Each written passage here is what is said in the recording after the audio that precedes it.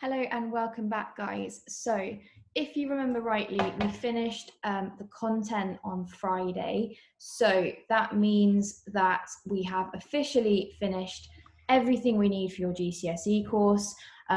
However, we ended on the détente, and that's not the end of the Cold War. Our AQA course finishes in 1972, but the Cold War does not end until arguably the breakup of the Soviet Union in 1991. So there's still quite a lot of stuff that is to happen, and hopefully those that are curious of you will be wondering what happens next. Does it stay relaxed and peaceful, or does it get worse again? So as we have a little bit of time left over, I'm just going to do today's lesson on the end of the Cold War and what happens after our course finishes. So this won't feature in your exam paper. However, there has been example questions that focus on the détente and kind of insinuate that you should have a knowledge of the end of the war. So you do need to know this, but you're not going to be using this in exam questions. So the first thing we're going to talk about is 1973, President Nixon ordering the end of military action against North Vietnam. Now, you've done quite a lot of research on this this week, so we're not going to go into too much detail here, but I will briefly explain it for anyone that didn't quite understand it before. So both Johnson and Nixon, so Johnson's the president that comes before Nixon, Nixon is this president here, knew they had to bring peace to Vietnam and the USA. By 1966, large anti-war protests were taking place in America. Opposition from the public and the press gradually increased, and often it united with similar protests happening at the time from the African American community protesting for civil rights. So we had large anti-war protests, large civil rights protests that would often combine and share each other's causes. It's generally agreed that opposition to the war from public and the press was the main reason American intervention was reduced. Nixon was prepared to do anything to bring peace in Vietnam. He introduced a policy of Vietnamization to quieten anti-war protesters. This involved a gradual withdrawal of US troops from Vietnam. So we'll give you a little bit and hope that it kind of stops the protests. This is actually a protest in Washington behind me, if you were interested. Nixon also used his improving relations with China and the USSR, because it's the détente, to play one off against the other and encourage trade and arms agreements. He hoped this would slow the money and weapons to the North Vietnamese. So China and the USSR are funding the North Vietnamese, and Nixon hopes that his improved relation with China, remember his ping pong diplomacy in 1971 and his visit to China in 1972, he hoped that that would slow down that money, that they would become less interested in helping North Vietnam. However, by 1972, despite all of this, the Viet Cong launched the Easter Offensive, and Nixon responded with a bombing campaign known as Linebacker 1. Negotiations continued, but both sides struggled to agree over terms of peace, withdrawal, and prisoners of war.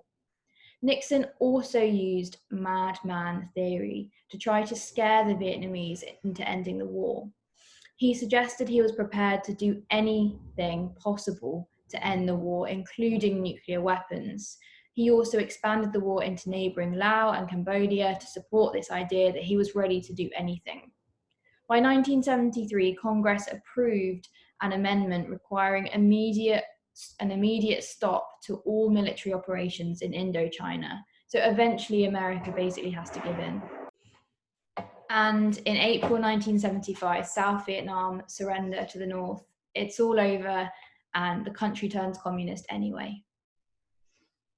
Right, the next event that we've also spoken about before is the Yom Kippur War in 1973, which I explained in our détente video. So if you need a recap of that, go back and watch that video, the détente video. Okay, the next thing that happens in 1975, and we call it the Helsinki Agreements, or sometimes it's known as the Helsinki Accords. Now, Nixon and Brezhnev had met again in 1974. This emphasized their efforts to help keep détente alive. The Helsinki Agreements of 1975 were a product of this. The USA and the USSR, along with 33 other nations, made declarations about 3 different issues, kind of promises about 3 issues. And they called these 3 issues 3 baskets.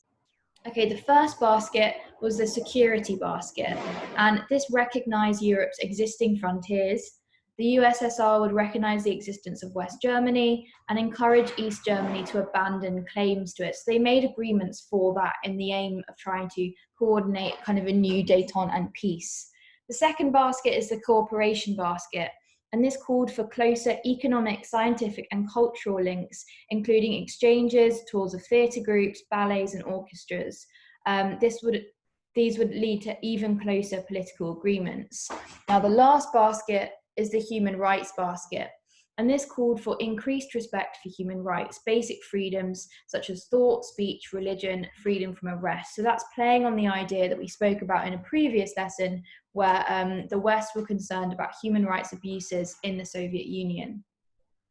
Brezhnev is happy with the agreements as it seemed to confirm Soviet domination of Eastern Europe. There was no discussion over Eastern Europe, being released or being freed, or the events of Hungary, or what happened in the Prague Spring. However, dissidents in Eastern Europe started to criticize the lack of human rights in communist countries, which eventually became an international embarrassment for Brezhnev. So dissident means somebody that doesn't agree with the government, and they're using this opportunity to kind of pick up and highlight this lack of human rights in the Soviet Union. The accords were non-binding and did not have treaty status. They were not actually a legal document, and they didn't actually enforce anything. They're more of a symbolic moment where, these people came together and made agreements on these things. So again, another event we've spoken about before in 1975 is the Apollo-Soyuz space mission, and still this is evidence of positive things going on between the two countries. We're still in détente, this is still positive. So I've spoken about it already. To remind you quickly, this is when the USA and the USSR launched the Soviet Apollo test program, the Apollo Soviet test program, which is the first space mission televised live while in space. During landing, they get to inspect each other's ships. It's a sign of cooperation and trust. Right, in 1979, we have SALT II. Now, SALT II is a continuation of SALT I. It was a treaty aimed to limit and reduce the number of nuclear weapons in each country's arsenal so that each country owned and had access to. Its terms actually affected the USA more than the USSR because the Soviet Union had only just produced enough weapons to go over the limits imposed because they were consistently behind the USA in the arms race. The treaty called for a limit of 2,400 strategic nuclear delivery vehicles for each side, a limit of 1,320 missiles with multiple warheads, and a ban on constructing new land-based ICBM launchers. There were to be limits on the deployment of new types of strategic offensive arms. Ratification of this treaty, however, did not take place. The US Congress did not believe that the limits could be verified in the USSR. There were also increasing concerns about 2,000 Soviet troops in Cuba. In late 1979, NATO decided to place long-range missiles in Europe. Détente was clearly under strain. However, it officially ended with the next event I'm going to talk about, the Soviet invasion of Afghanistan. So it's clear from kind of the failure of SALT II that actually, despite everything that's happened so far, they're still not quite on the same page, and there still is a huge amount of conflict and tension between these two countries. I said that détente kind of officially ends with the Soviet invasion of Afghanistan, and that's what we're going to talk about now. So in 1979, troops from the Soviet Union invaded Afghanistan in December. They intervened in support of the Afghan communist government, who was in conflict with the anti-communist Muslim guerrillas during the Afghan War of 1978 to 1992. Troops remained in Afghanistan until mid-February 1989. So that's 11 years that Soviet troops were present in Afghanistan. I'm going to explain this because I think it's quite interesting and some people may be interested in this. So, as a background context, In 1978, two Marxist-Leninist groups, the People's Party and the Banner Party, so two communist parties, had reunited to form a coalition and lead and run Afghanistan. The new government had little popular support and quickly forged close ties with the Soviet Union to try and protect themselves. They launched purges of domestic opposition and began extensive land and social reforms that were bitterly resented by the almost totally Muslim anti-communist population. Insurgency groups arose against the government, and all of these were Islamic, and they became collectively known as mujahideen. These uprisings prompted the Soviets to invade in order to protect the communist government that they had forged ties with. They sent 30,000 troops and toppled the current president.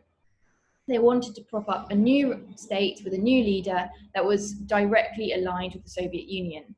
However, by this point, the USA had now backed the Mujahideen rebellion, and it was spreading to all parts of the country.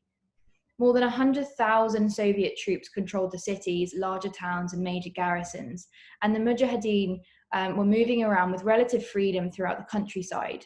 Soviet troops tried to crush the insurgency, but the guerrillas generally eluded their attacks. So yet again, we're seeing guerrilla tactics from local communities, using the land, using the local people who preferred these guerrilla forces, these nationalist, part of the country from these foreign invaders. Just like Vietnam, we're seeing them triumph. The Soviets switched tactics and tried to eliminate the Mujahideen's civilian support by bombing and depopulating rural areas. This sparked a massive flight from the countryside, and by 1982, 2.8 million Afghans had sought asylum in Pakistan and 1.5 million in Iran. The Mujahideen gradually improved in organization and arms. They were shipped materials and weapons by the USA and sympathetic Muslims across the world. In addition, a number of Muslim volunteers, regardless of ethnicity, joined from around the world to fight for them. In 1988, the Soviet Union signed an accord with the US, Pakistan, and Afghanistan and agreed to withdraw its troops, despite being unsuccessful in implementing a sympathetic communist regime. This is essentially another version of a proxy war, and some historians call it the Soviet Union's Vietnam. In Vietnam, American soldiers were in fighting the communists, and the Soviet Union were financially backing them, whereas in Afghanistan, the Soviet Union are in fighting against non-communists, and America is backing the non-communists. Okay, so in the late 1980s, there is growing unrest in the various communist republics, and finally this led to, on the 26th of December 1991, a vote to dissolve the USSR. So the USSR, the Soviet Union, this nation we've been following for all this time, breaks down in 1991. Why? Why does this happen? So Gorbachev, the last leader of the USSR, had liberalized the USSR. He'd made it less strict. He urged his counterparts in Central and Southeast European countries to initiate the same policies of openness and economic restructuring. Basically, he realizes that they're significantly behind the West. They're having issues with poverty. They need to significantly improve their technology. And he decides to initiate some policies of openness, being more open to the West, and reforming economics in a slightly more capitalist line system. Reformists in Hungary and Poland were emboldened by these liberalization reforms. However, many countries were critical and thought the reforms would be short-lived. By the late 1980s, people in the Baltic states were demanding more autonomy from Moscow, and the Kremlin were losing control over certain regions of the Soviet Union. In November 1988, the Estonian Soviet Socialist Republic issued a declaration of sovereignty, which would eventually lead to other states making similar declarations. They just state that we're our own country, we run our country. The Soviet Union does not run our country, and that statement is then inspiration to other countries to do the same. This led to revolutions in 1989 in Poland, Hungary, East Germany, Bulgaria, Czechoslovakia, and Romania. Each showed popular opposition to the continuation of a one-party rule and a pressure for change. The Warsaw Pact was dissolved on the 1st of July 1991, and on 27th of October 1991, the first entirely free Polish parliamentary elections since 1945 took place. This completed Poland's transition from Communist Party rule to a Western-style democratic system. The last Russian troops left Poland in September 1993. Many countries then followed Poland's lead, and the next was Hungary. So remember, in 1956, Hungary had had the uprising, had been completely crushed. Now we're going to see them take back control again. And it showed the first visible cracks in the Iron Curtain. They began dismantling the 240-kilometre long border fence with Austria. So Austria and Hungary share a border. Remember, Austria is neutral, and there's a wire fence up between Hungary and Austria, and they just start to cut it down. Thousands of East German citizens were then able to start illegally crossing into the west through the Hungarian-Austrian border. So they could escape into they could escape into Hungary and then into Austria and then be out into the west. In 1989, Nagy, executed after the Hungarian uprising, was given a funeral and a hero's burial attended by a crowd of 100,000 people. So it shows them commemorating that man who stood for kind of their freedom in the past, and a real notion that actually they have finally separated from the Soviet Union and are free to think about Nagy as a hero. The next country is Czechoslovakia, so our other country that had an uprising that was crushed by the Soviet Union previously. So in Czechoslovakia, they call this the Velvet Revolution. It was a non-violent transition of power from communist to parliamentary republic. This was where large crowds of peaceful protesters gathered in Prague. By the last day of the protest, there were 800,000 people. This prompted the entire Communist Party leadership to resign. All citizens of Czechoslovakia took part in a 2-hour strike on the 27th of November, which just shows how united the country was in this notion to kind of get rid of this foreign rule. So the other country I'm going to talk about is Romania. Obviously, after this, other countries copy. I've only gone through some of the most important ones.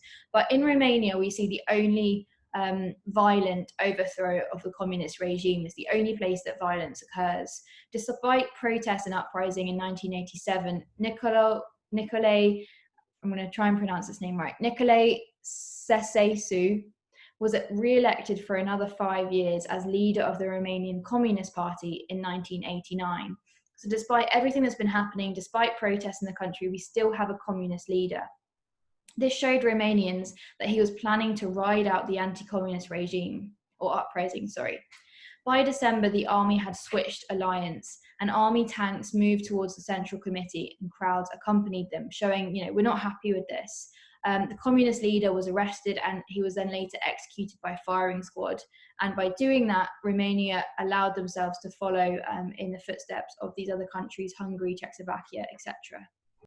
So how does this all end? Well, the Warsaw Pact was dissolved on the 1st of July 1991, and a month later, Gorbachev and Bush declared a US-Soviet strategic partnership. This decisively marked the end of the Cold War.